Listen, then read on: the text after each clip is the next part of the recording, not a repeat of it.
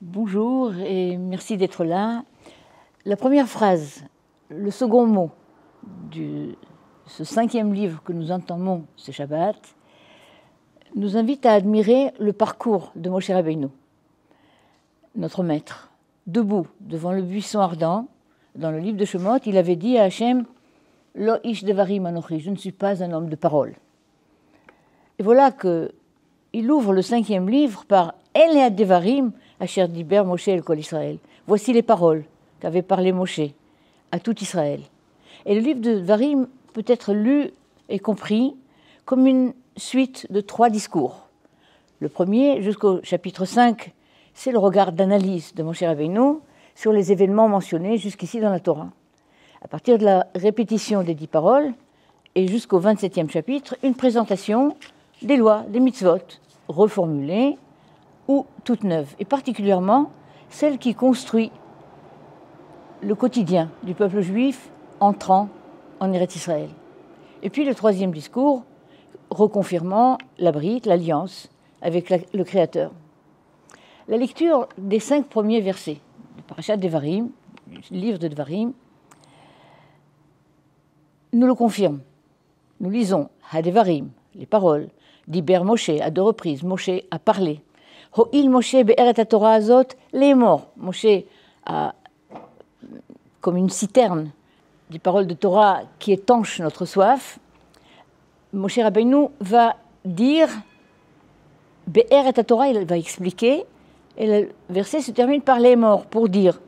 Et notez bien qu'il s'achève par les morts, c'est-à-dire, ce qu'il dit, c'est pour dire, pour l'étudier, pour y puiser et transmettre. D'ailleurs, cherchez dans tous les 34 chapitres du livre de Devarim, cette expression bien connue depuis les premiers livres de la Torah, Vayomer Hashem el Moshe les morts, Vaidaber Hashem el Moshe les morts, Dieu parle les morts pour qu'on dise, pour qu'on reprenne, pour qu'on transmette. Hashem parle à Moshe pour qu'il dise et transmette. Mais dans le livre de Devarim, dès l'ouverture et par la suite, nous lisons des paroles dites par Moshe Rabbeinu. Et d'emblée, dès l'ouverture, les paroles de Moshe Rabbeinu les morts sont là pour transmettre, pour apprendre, évidemment, mais pour transmettre. Elea Devarim asher diber Moshe el kol Israël. Il s'adresse à tout Israël. Ho'il Moshe be'eret haTorah azot, les morts. Pourtant, quelques versets plus loin, verset 12 précisément, Moshe Rabbeinu parle comme le feront par la suite nos grands prophètes, Ishaïa, Yirmiya, et en particulier ce que nous lirons à Tisha B'Av dans Megillat Eicha, dans l'élégie, dans les lamentations qu'écrit le prophète Yirmiyahu, nous lirons Eicha Yashva Badad, et nous avons 3 chapitres qui commencent par cette expression Eicha. Eicha qui signifie comment est-ce possible? Pas Eich, pas simplement comment, mais Eicha, insistant avec cette forme allongée, Eicha Yashva Badad. Dès l'entrée de Tisha B'Av, Motzai Shabbat, nous le lirons, Moshe dit ici, dans notre paracha, Eicha Esa Levadi. Comment est-ce possible que je porte, moi seul, vos fautes, vos plaintes, vos interrogations, votre besoin d'équilibre par la justice, votre besoin de quelqu'un qui puisse connaître et transmettre. Et la proposition est faite au Bnei Israël de donner des auxiliaires à Moshe. Et Moshe dit, Eicha, comment pourrais-je, comme s'il a adressé une plainte dans le livre qu'il écrit, dans Sefer Devarim, qui est le livre de Moshe. Comment est-ce possible que cette merveilleuse nation en soit arrivée à demeurer seule, dira Jérémie dans Eicha. Mais Moshe, que pleure-t-il? De quoi dit-il Eicha Esa Levadi? Comment pourrais-je porter moi seul? Il ne dit pas je suis incapable de transmettre la Torah, aussi au Sinaï. C'est Rashi qui va nous aider au verset suivant. Vata'anu oti. Moshe va citer la réponse des Bnei Israël. Vous m'avez répondu Et vous m'avez répondu, d'accord. Trop vite et sans raisonner. Eicha, dit Moshe, hélas, quelle tristesse. Vous n'avez pas dit, Moshe, nous préférons apprendre la loi de toi, de ta bouche, de toi qui l'as reçue directement d'Hachem. Vous n'avez pas dit, nous voulons apprendre et grandir avec le maître.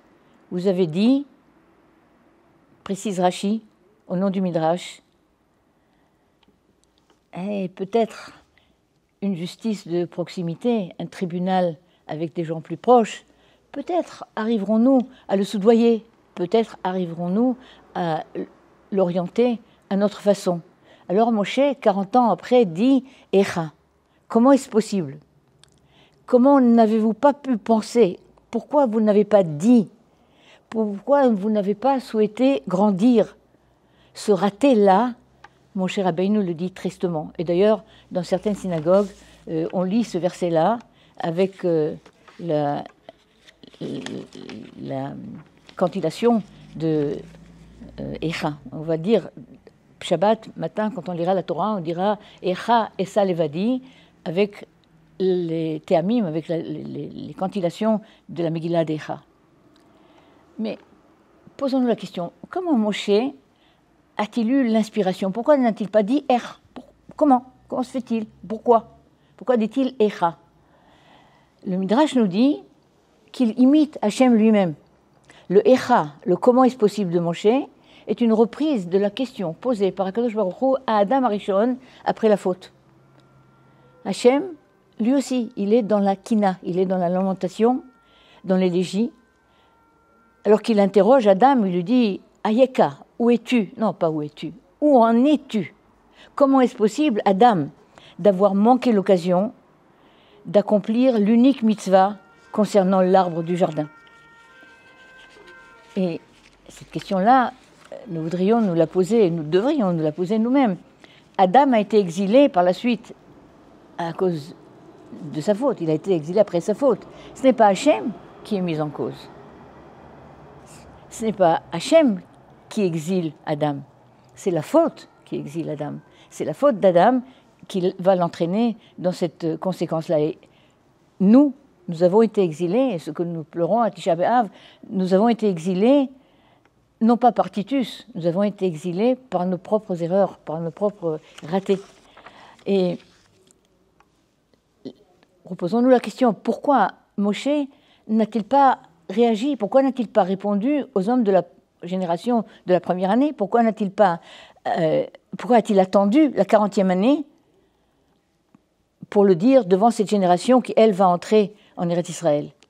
Le Sefat Emet, 19e siècle, chassidisme, formule ainsi la réponse. Il dit, devant le buisson ardent, c'est vrai, Moshe n'était pas encore Ish Devarim, il n'était pas encore un homme de parole. Les Devarim de Moshe après 40 ans sont le fruit de la marche de 40 ans. Ce sont les fruits de la conduite par Moshe d'un peuple, et les hommes qui ont marché sous sa conduite, devenant meilleurs réceptacles des Devarim, permettent à Moshe de commencer son livre en disant « Ele à Devarim ».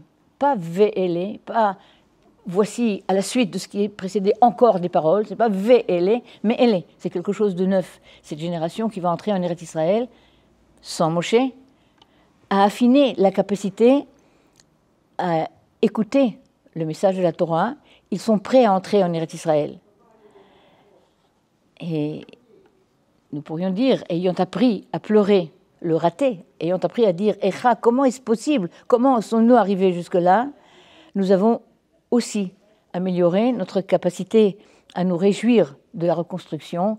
Espérons la reconstruction du Beth Amikdash, Bimera B'Yameinu. Merci beaucoup.